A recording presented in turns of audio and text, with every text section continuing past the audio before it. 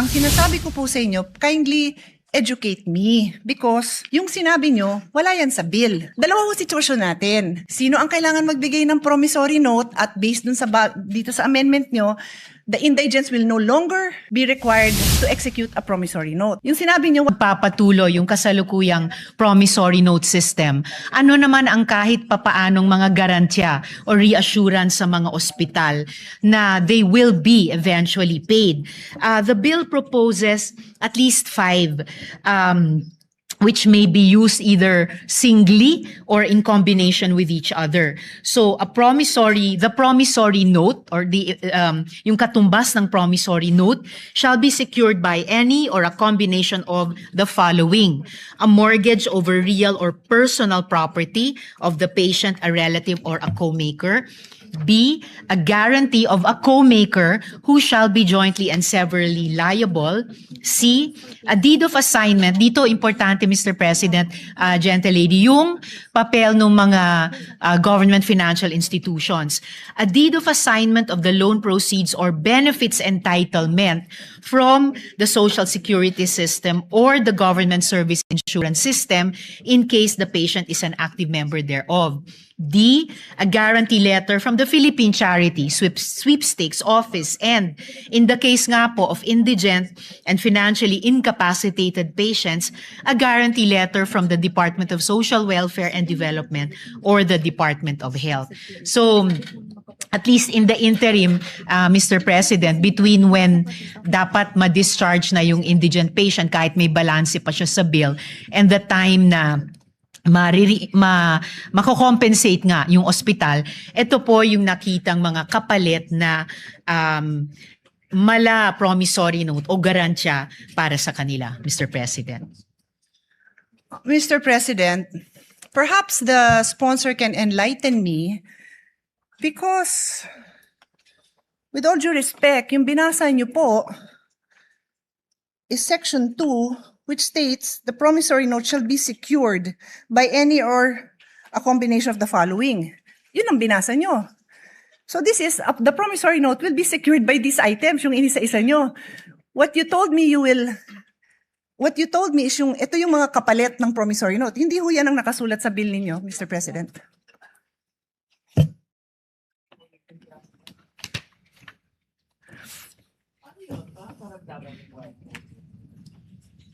No, Mr. President, it will be a different system. Kung dati the indigent patient and his or her family were on their own to execute a promissory note kahit wala or kulang na kulang ang anumang collateral. Here, there is a promissory note in their name but backed up not by them all by their loan sum, pero itong mga social protection and government financial institutions natin. And without leaving this topic, if the gentle lady wishes to pursue it, just relating to an earlier question of hers, in terms of proxy data, yung tinatanong po nila na magkano magiging cost implications, lalo na sa mga private hospitals, kung maipasa yung batas na ito. So babalikan, sorry, just so for clarity lang, Yes. binabalikan niyo yung unang question ko kasi yung question natin ngayon is your response to me. Yes. So which one first? Because Sabi hindi ko pa po, tayo- Mr. President, na without leaving this topic, just para hindi So ko balikan natin malimutan. yung sa numbers. Yes, Okay, I just sure. want to add Okay. yung sagot ko kanina dun sa isa sa mga naunang tanong ng gentle lady na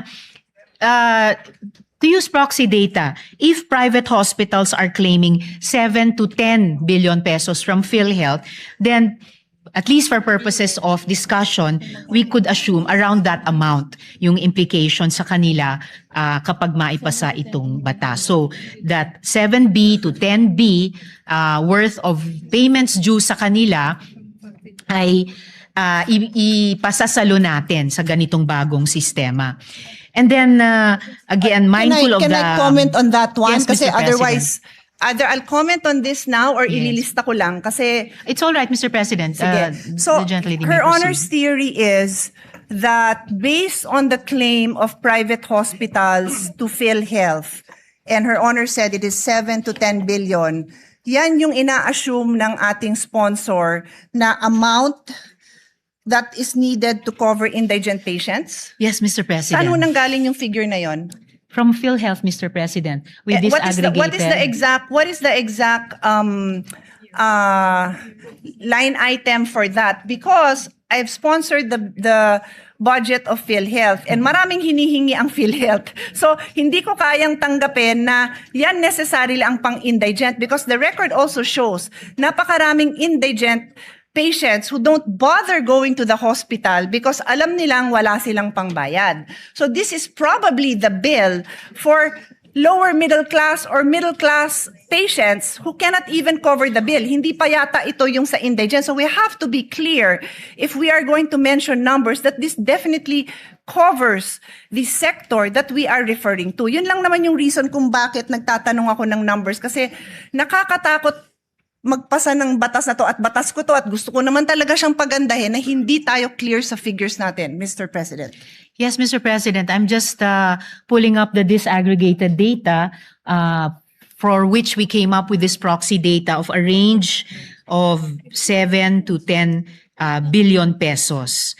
And I will be giving that to the gentle lady during this interpellation or this period of amendments.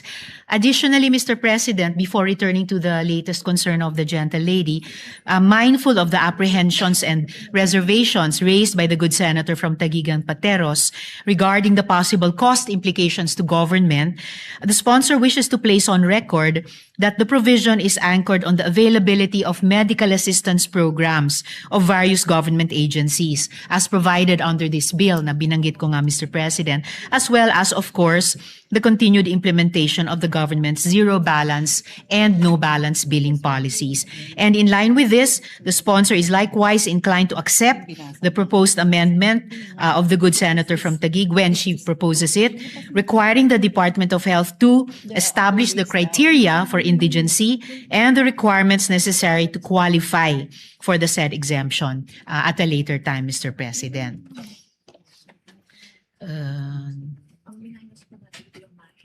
So the latest concern of the gentle lady was So Her Honor made a statement that there are other ways the bill intends to support the indigent patient. And Her Honor mentioned letter A, B, C, D, E. Sabi nyo, 5 po yun. Ang sinasabi ko po sa inyo, kindly educate me because yung sinabi nyo, wala yan sa bill. Ang naka-enumerate dyan na 5 items are, it says the promissory note will be secured by any of the following. So may promissory note pa rin. So Her Honor is simply addressing dalawang sitwasyon natin.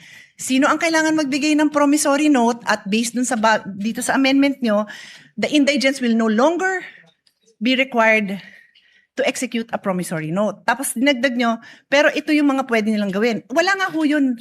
Yung sinabi nyo, wala sa bill nyo.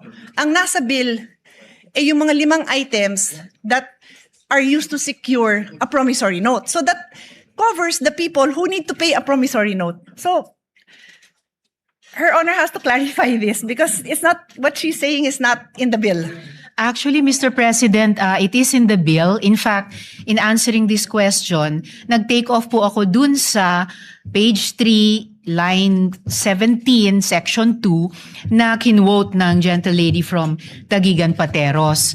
And kaya tinalakay ko po yun na in lieu of the current promissory note system, it's still called the promissory note here, pero hindi na po yung solong mga collateral o ano pa mang meager resources na meron yung indigent patient or family ang magsisecure niyan. Ang magbaback up na po nun ay yung mga social protection agencies at saka government financial institutions natin tulad ng SSS, GSIS, PCSO, DSWD, DOH. So in effect, Can Her the Honor promissory note, if I may just complete sure. this last sentence, the promissory note will no longer be issued by their lonesome nga po ng indigent patient and family, then bahala na sila sa buhay nila kung paano i-honor. In a way, it will be for the benefit of the hospital na mayroong, hindi yung mahirap na iyon, pero may government institutions na nagsisiguro sa kanila na you will be paid, Mr. President.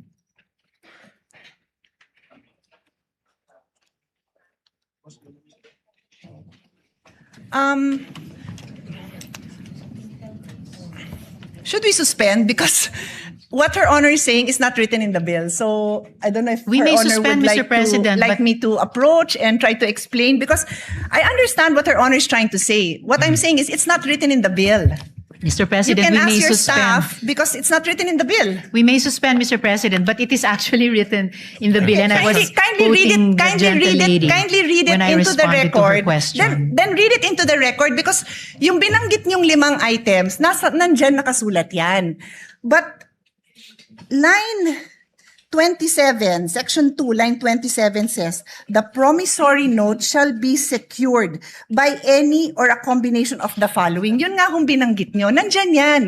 But it says a promissory note will be secured. My question was, paano mabubuhay ang mga ospital kung wala ng promissory note? Hindi nyo pwedeng ibato ito kasi ito sabi, the promissory note will be secured by the following.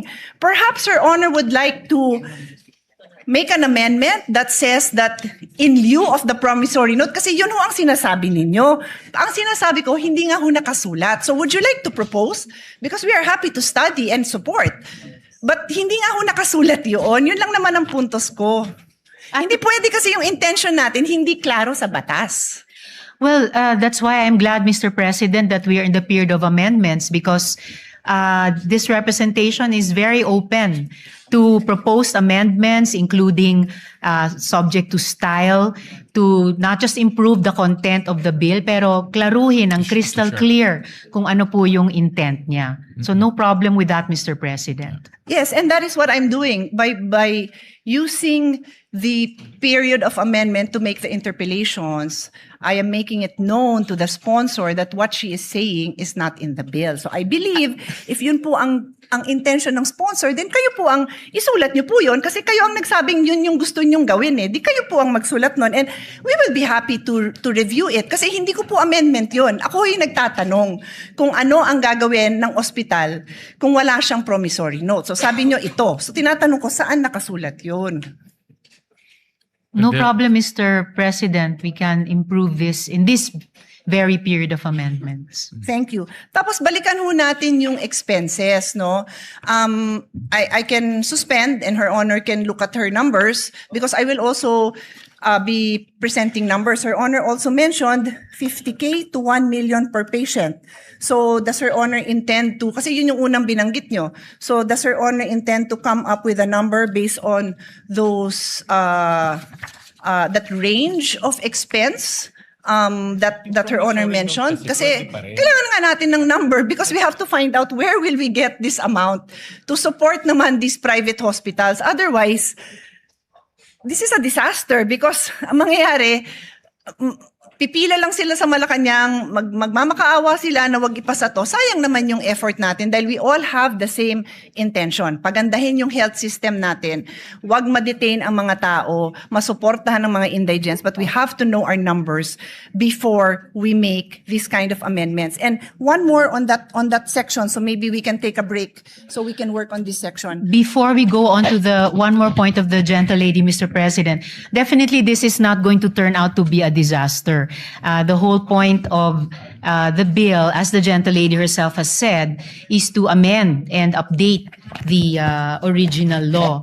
And that is why we are in the period of amendment, to further improve it, Mr. President. The only reason I use the word disaster, Mr. President, because time and again, the small private hospitals have practically kneel down in front of us, begging us for support. So pag pinasa natin to, hindi dahil sa hindi natin kinonsider yung burden sa kanila, then disaster yun para sa kanila. At kung disaster yun para sa kanila, disaster yun sa healthcare system natin because we are partners. Yun lang naman ang sa akin. We are partners, public and private. May mga lugar, and again, the Senate President is listening intently. Thank you because alam nyo din to. There are areas where there are no public hospitals. So, private hospital yung inaasahan mo doon. Tapos, kung yung mga indigent patients, sabi natin, magpapasa tayo, wala nang promissory note. At again, forgive me kung hindi ko lang naiintindihan. Kaya nga sabi ko, please feel free to point it out and educate me kung saan dyan nakalagay. ano ba yung in lieu of the promissory note na matatanggap ng ospital? Kasi kung wala, mababaon sila sa utang, magsasara sila. And that threat has happened many times. Alam ni Senate President yan. Ilang beses yan hindi lang nag-threaten. Some of them really closed. During the pandemic, they closed because PhilHealth was not fast enough to reimburse them for the expenses that they incurred during the time. Marami hong nagsara. So I'm just banking on experience to ensure that what we pass is a responsible response to this issue. So before I leave section 2, ang idadagdag ko is, did Her Honor take up during the hearings this possible amendment na lahat ng indigent patients wala ng promissory note? Na-take up po ba yan sa hearing so that you would be able to hear the concerns of the different sectors, including the small private hospitals, the small clinic owners, yung mga lying-in clinic. Maliit lang ang singil niya na pag nanganak ha, I'll try to pull out that number. It's not a huge amount because it's just a lying-in clinic, overnight pag nanganak. So pag indigent, the amendment now is lahat ng indigent patients wala nang babayaran. Wala nang promissory note. Sorry, to be clear, wala nang promissory note.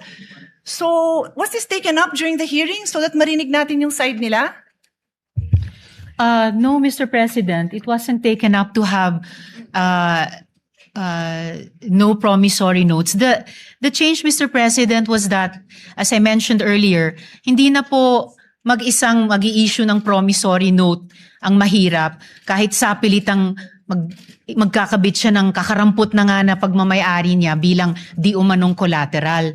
Ang magbaback up na po ng promissory note, which is now more a document for the benefit of the hospital, ay ito nga pong mga social protection at saka government financial institutions na binanggit ko po kanina. So, ang ibig niyo, Mr. so two President. things I want to establish. Number one, hindi niyo nga na-take up yan, pero ang impact nito napakalaki sa private hospitals. Wala silang chance na marinig ang side nila kasi hindi yan na-take up during the hearing. Ang sa akin naman po, I understand, no? May liberty naman po tayo mga parliamentarians na ma-take up sa floor ang mga iba-ibang amendment. Naintindihan ko naman po yun. Pero pag napakabigat nung impact, it's either na-take up yan sa hearing or bibigyan natin sila ng time na mabigay din nila yung posisyon nila dito. Kasi sobrang laki talaga ng impact sa kanila. Please give me the number of private hospitals. 864 private hospitals. There are 864 private hospitals spread out all over the country. And like I said, there are certain areas where there are no public hospitals. So ang tatakbuhan lang ng tao, private hospitals.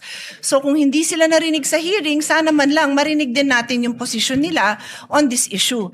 And before, as I said, I leave section 2.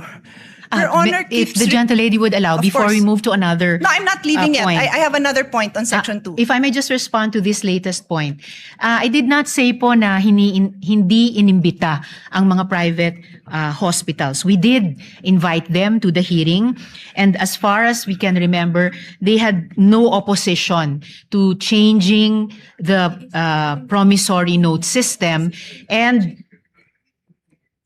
in large part changing it by backing it up, hindi sa collateral ng mga mahihirap na, kundi yung guarantee at financial capacity ng mga government financial institutions at saka social protection agencies. Ang sinabi ko pong hindi ay hindi natalakay ang isang no promissory note system. But did we invite the private hospitals? We did po, Mr. President. Yes, thank you for clarifying that. Maganda namang clarification yon kasi magandang napapakita naman natin na naimbita naman. Pero yung topic na yan, hindi na pag-usapan. And if Her Honor, again, may clarify, ano ho ba yung version ng bill na natalakay doon? Yung no promissory note sa indigent patient, sabi ng ating sponsor, hindi natalakay. How about yung no promissory note to senior indigent patients? Natalakay yata yon. Tama ho ba ako? Yes, Mr. President, tinalakay po para Okay. sa senior citizens. So ang pagkakaintindi po natin, and again, correct me if my understanding is wrong, ang na-bring up At ang alam ng mga nag-attend ng hearing is that i-consider yung no promissory note sa senior indigent patient. Kaya lang, pagdating na sa committee report, naging indigent patients lahat na. Kaya nga pati yung example ko na maternity lying in clinic, kasama na rin po dyan. Ang laki rin ho ng tama nila. When I said 800 plus hospitals,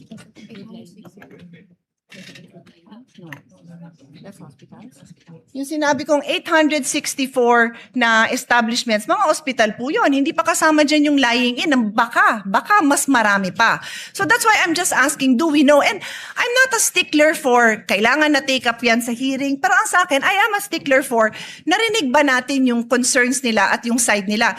If merong mag-advocate for them here, that's okay. If the sponsor has information that can assure us that protected din naman yung interest nila, that hindi naman sila mababankrupt, open naman din po tayo doon. That's the only reason I bring it up, Mr. President. Now, yes, Mr. President, I do appreciate that. And kaya nga po, the bill, gusto niyang i-bring in yung financial power at stability ng mga government financial institutions natin, including nga po the pension institutions and the social protection departments. Additionally, Mr. President, looking at page 4, lines 14 to 17, yun po yung letter E dito po sa section 2 natin, assumed po doon yung coverage for the indigent and the financially incapacitated. Kasi nga po nakalagay dito, in lieu of a promissory note, a guarantee or a reference letter from DOH or DSWD ang mag-assume. So, as the gentlelady and I were starting to discuss earlier, we can, in this period of amendments, clarify the wordings to assume that promissory equals guarantee. So, a promissory note is a guarantee note of these agencies and institutions of government. So, sa ngayon, no promissory note for senior citizens, but this representation is anticipating, or it has an amendment from the Senate President na ang mako-cover all indigent patients. And I'm very willing to, I support that.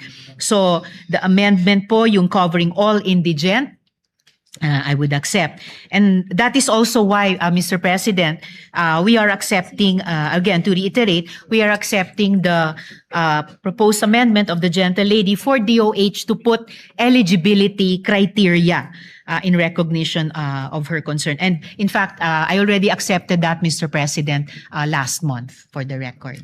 And for the record, I have no issue covering indigent patients. I am just asking for the financial data so that we are assured that when we go into the budget debates, we will have the full support of all our colleagues to support this amount because mababankrupt nga ang mga private hospitals. And again, I am very willing to hear the numbers to ensure that hindi sila mababankrupt kasi yun lang naman yung objective natin, Mr. President, to ensure that we have a healthy health ecosystem na buhay ang ating private health institutions at nandyan yung mga support na kailangan nila. Kasi bago nga itong factor na dinadagdag natin. It's new. It's new. It does not exist now.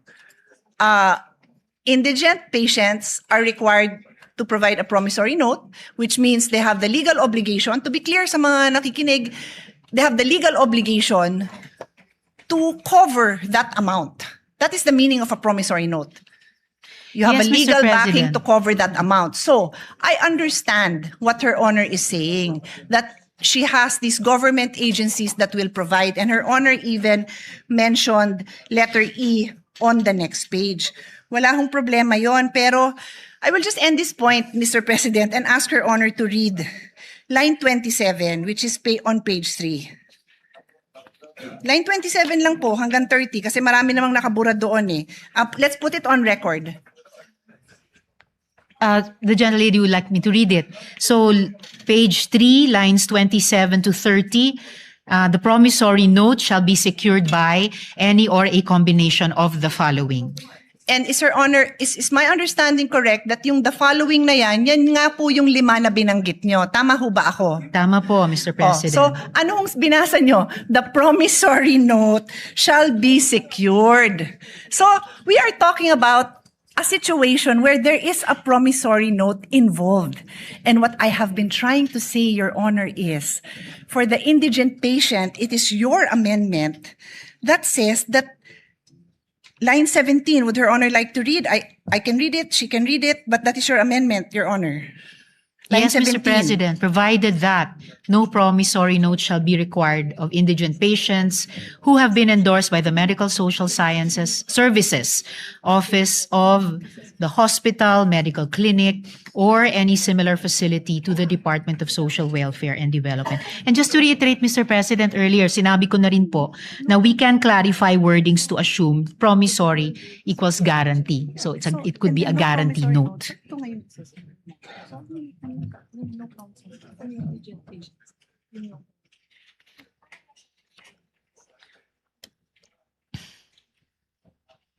Saka wala rin naman pong changes sa Yes. Mr. President, assuming no sa budget allocation dahil nasa loob naman ng DOH at DSWD budgets yung MAIFIP at AIX respectively nila. Yun po yung intent din sa bill na to. Mr. President, Your Honor just read line 17, no promissory note shall be required of indigent patients. So paano sila mag-a-avail nung nasa line 27 nga na pinasa nyo? Yun nga yung provision that requires a promissory note. It simply elaborates what can be, what security is allowed. Yun lang mo pinopoint out natin. Kasi Her Honor keeps on pointing to the alternatives to a promissory note. Wala nga hong nakasulat sa batas nyo na ganon because Section 27, which you just read, Her Honor just read into the record, refers to the security of a promissory note. That's So why, you Mr. might require President, another provision, Your Honor. I am just trying to put into words your intentions kasi kayo ho ang may intention na ito eh.